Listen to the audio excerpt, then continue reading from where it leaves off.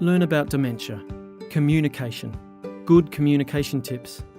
Losing the ability to communicate can be one of the most frustrating and difficult problems for people with dementia, their families and carers. In this video, you will learn some practical communication tips.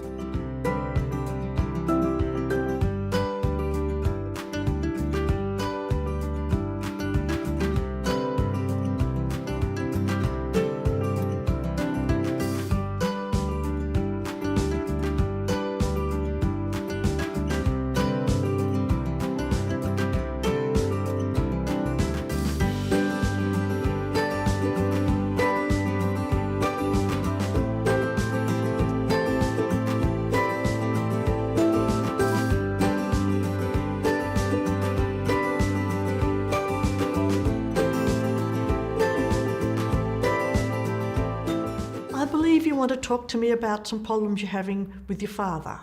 Yeah, things are getting a bit tough there. Okay. Look, some days I can have a great conversation with Dad, Yep. and other days I'm not sure he understands me. Yes. And communicating is really hard. I'm just wondering, why is that? People with dementia sometimes have trouble understanding the words you say, and sometimes they have trouble finding the words themselves. So as the disease progresses, this being able to hold a communication, understand you, find the words to say in response can be increasingly difficult for somebody with dementia. Oh, so, okay, that makes a lot of sense. Sometimes he just doesn't understand the words. That's quite possible, yes. Right. And sometimes when he wants to respond to you, he can't find the word he wants to use. And it may take him longer to respond because it slows down while he's trying to find the right words. Yeah, because sometimes, look, I'm not sure he's even heard me. Right, okay. You know? So the whole hearing process might be an aspect of this as well that you need to think about. Okay. Okay.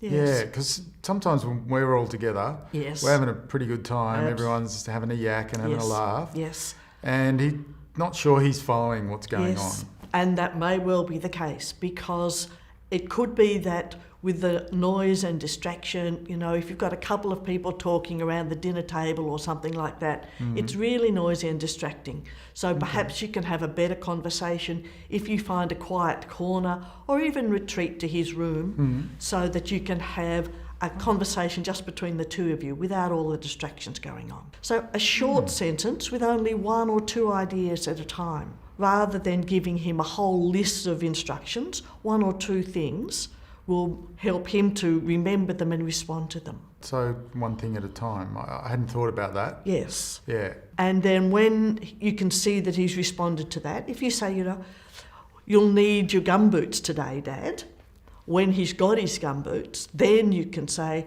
and we'll need to have the umbrella as well, Oh, so that he can pick up each part of the sentence rather than giving him too many instructions at once.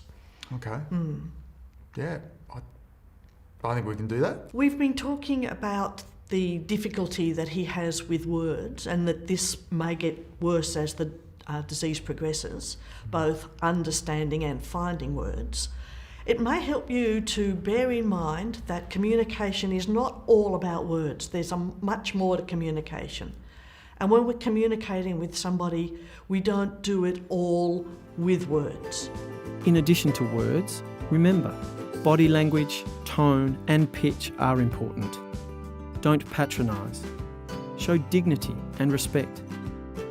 Minimise disruptions. Be patient.